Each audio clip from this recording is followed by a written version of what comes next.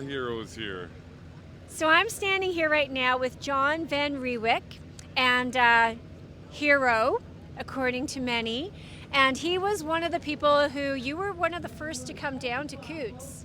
Not one of the first. I came down here Thursday night, and it was minus 20, I believe, and thought, you know what, I'm just going to come. I'm going to support these guys because they needed help, and ended up camping in the ditch.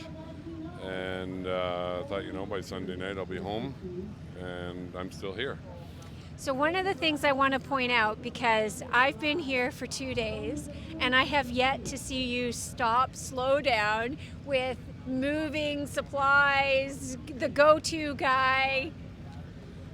Well, and people are concerned about me, and I keep on going. But I was just talking to other people, and I said, I believe God is at work here, and when God uses someone, He gives them the strength to do what they need to do, and I believe He'll just keep giving me the strength.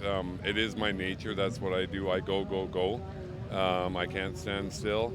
It's a little more excessive than I'm used to, but we just keep on going. It's it's what we got to do. But I got so much help, and sometimes I'm just organizing. That's actually my relaxing, is just organizing, and just that's my chill. My brain can work. Fantastic. And so, you've been here, you were here on Wednesday evening when the police came through. How did that make you feel? Well, the first thing is like, okay, what are they going to do? And the second thing to me was, I've got to keep people calm. Like, there was people that were shaking in that line, locked arms. That's when I brought my daughter out on my shoulder, and kids will keep people calm, and I just had to pace. And we're doing it for our children. We're doing it for the future of the country, and we just got to stay calm. Nobody do anything stupid. And the officers here, they got to provide for the families too. And so they're in a tough position too. Many of them probably agree with what we're doing, but they still have a job to do. And, my thing was, let's not harass the officers. Let's find out what their plan is, and let's just be calm. And it worked. Yeah, you handled that quite well. I think you made a bunch of grown men cry in watching that video that got sent around with locking arms. Yeah, it's just, it's not me. It's the whole group. All I'm doing is, just in every group you need some sort of leader, some sort of. There's me, there's Trish, there's Ken. There's so many more involved. The reason people come to me is because I'm the one that's out in the open. Some of the other people are in behind the scenes, but it takes this whole group, and we've got piles of people here that are just. That know why we're here and hold the strength, and everyone, it's hugs, it's everything. So I've noticed that there is definitely no shortage of supplies and donations that have been made, and the food has been fantastic. So is there anything right now that you guys need? Not offhand. Actually, the only thing I could suggest is, we talked about this the other day, we have the barrels where we have our fires, and we said, well, if we can get some grates on there, then we can do hot dogs all day long. Other than that, anything we do need, we've got a coordinator for that, so that we don't get overburdened.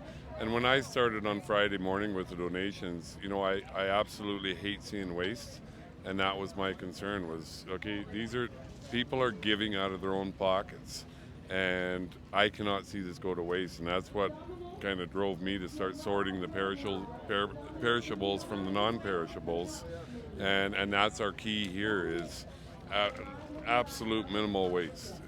This is coming out of people's pockets, and we respect that, and that's what we're trying to do, is make sure it all gets used and goes to good causes and feeds the people here. So you came down thinking you were going to be here a night or two, and here you still are, a week and some later. One message, what message is it that you really want Albertans to hear and to resonate with? Biggest thing is this isn't a small group. Locking up the border, nobody likes it. Nobody likes it. But we have to make a stand. We've woken up the people, we've woken up the nation, we've woken up the world. And so support this thing. Do the research why we're here. That's the biggest thing. This is not a vaccine issue. People think it's a minority with a vaccine. That's not what this is about. This is going to be way larger. If you heard the speakers earlier, this is step one, and it has to grow. We have to take over from the tyranny, and that's the big get over support and see what you've lost over the last 20 years and how things are goes from a mask to a vaccine to a double vaccine to a triple vaccine to your children. When's it going to stop? Open your eyes. This is not about COVID. This is not about a vaccine. This is way bigger.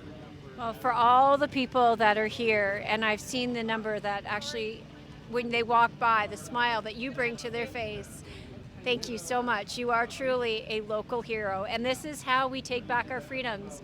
We take it back through demonstrations and organizations like this, through just real everyday people who understand what's at stake. And if not now, when? And if not you, if not me, then who?